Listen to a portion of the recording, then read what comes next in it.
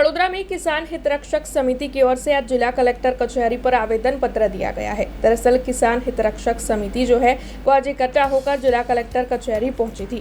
Collector कचहरी पर NA की फाइल दबाकर रखी गई है, लंबित की गई है, ऐसे आरोप किसान हित रक्षक समिति की ओर से लगाए जा रहे हैं।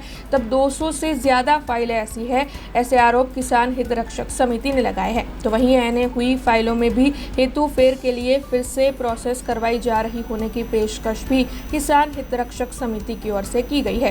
काफी लंबे वक्त से ये फाइल जो है वो यहीं पर है, उसके बावजूद भी निकाल नहीं इन फाइलों का हो पा रहा है, ऐसे आरोप भी लगाए गए हैं। तब आपको बता दें कि इस लापरवाही की वजह से किसानों को दिक्कतें हो रही है। जो निचले अधिकारी है वो काम नहीं कर रहे हैं और उसी की वजह से किसान परेशान हो रहे हैं, ऐसे आरोप लगाते हुए किसान हित रक्षक समिति की ओर से आज जिला कलेक्टर कचहरी पर आवेदन पत्र देते हुए अपनी मांगों को साझा किया गया है।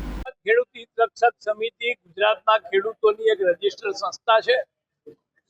અમારી પાસે એવી ફરિયાદો આવી કે છેલ્લા 3-1 મહિનાથી કલેક્ટર કચેરીમાં એનએની 200 જેટલી ફાઇલો ભેગી થઈ ગઈ છે। સરકારનો કાયદો છે કે 3 મહિનામાં એનએની ફાઇલને મંજૂરી આપી દેવી, તેમ છતાં પણ આવું બની રહ્યું છે। આ બધી માહિતી ભેગી કરીને આજે અમે કલેક્ટરશ્રીને આવેદનપત્ર આપ્યું છે અને અમારી જે 2-3 મુખ્ય માંગણી છે એમાંની એક તો એ છે કે 3 મહિનામાં આ ફાઇલોનો નિકાલ થઈ જવો જોઈએ। બીજી માંગણી અમારી એ છે કે એકવાર જમીન કન્વર્ટ થઈ ગઈ છે, એને થઈ ગઈ છે અને માત્ર હેતુ ફેર કરવાનો છે, રેસિડેન્સમાં છે અને કોમર્શિયલમાં લઈ જવાની છે, તો આખો પ્રોસિજર પાછો શરૂ કરવામાં આવે છે, ના કરવામાં આવે। કાયદામાં જોગવાઈ છે કે એને ખાલી ડિફરન્સના પૈસા ભરી દેવાના છે, તેમ છતાં ખેડૂતોને ફરીથી એનએની પરવાનગીનો પ્રોસેસ કરવાની ફરજ પાડવામાં આવે છે। જે જમીનો કોર્પોરેશનની હદથી 5 કિલોમીટર ને બુડાની હદથી દૂર છે, બુડાની હદમાં નથી, એમાં તો એનએની મંજૂરી લેવાની નથી, પણ હમણાં છેલ્લે એમને પણ એવી ફરજ પાડવામાં આવે છે કે એનએનો આખો પ્રોસિજર કરો।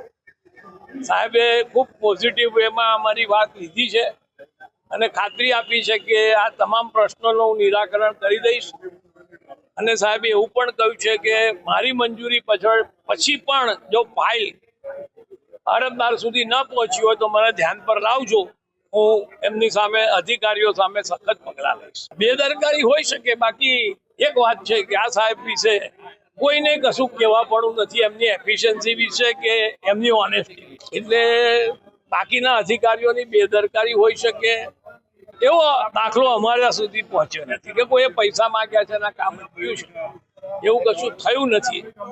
થયું હશે તો પણ અમને ખેડૂત સમાજ સુધી એવી ફરિયાદ આવી નથી, કારણ કે એવું થતું જ હોય તો એ કરાઈ જ લીધું હોત એને। हमसे जुड़े रहने के लिए हमारे YouTube चैनल को सब्सक्राइब करें और नई वीडियो की नोटिफिकेशन के लिए बेल आइकॉन को दबाएं।